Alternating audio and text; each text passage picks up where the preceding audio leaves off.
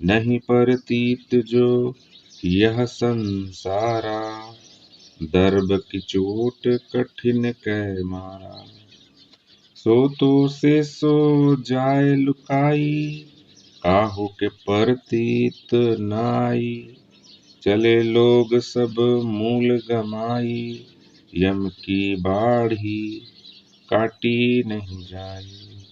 आजु काज को काल अकाजा, चले लादी दिगंतर राजा। सहज बेचारे मूल गमाई, लाभ से हानि होए रे भाई। ओछी मति चंद्रमा गौ अथई, त्रिकुटी संगम स्वामी बसई। तबहि विष्णु कहा समुझाई, मैथुन अष्ट तुम जीतहूँ जाई। तब सनकादिक तत्व विचारा, जैसे रंक पराधन पारा। भव मर्याद बहुत सुख लागा, यही लेखे सब संशय भागा। देखत उत्पत्ति लागू न बारा, एक मरै एक करे विचारा। मुए गए कि काहू न कही, झूठी आस लागी जग रही। झूठी आस लागी जग रही, झूठी आस लागी जग रही।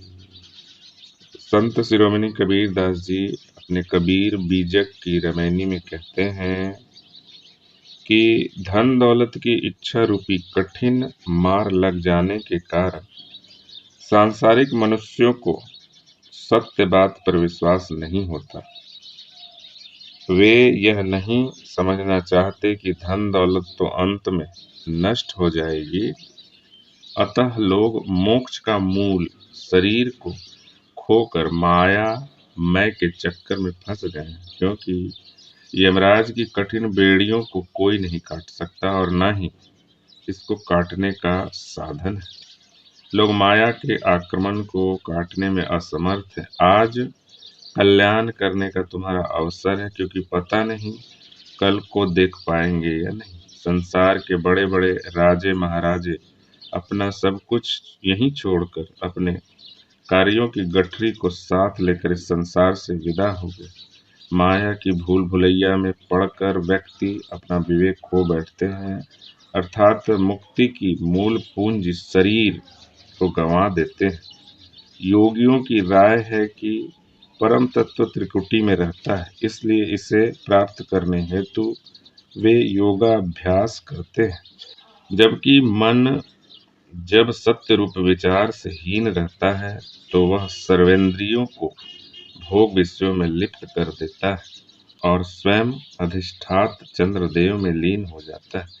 अर्थात साधकों में से जिनकी बुद्धि मलिन हो जाती है, उनका मन विषयों में लीन हो जाता है। साधुओं की ऐसी हालत देखकर विष्णु जी सदाचार्यों ने समझाया कि योगाभ्यास से पहले अष्ट मैथुनों पर विजय प्राप्त करनी चाहिए।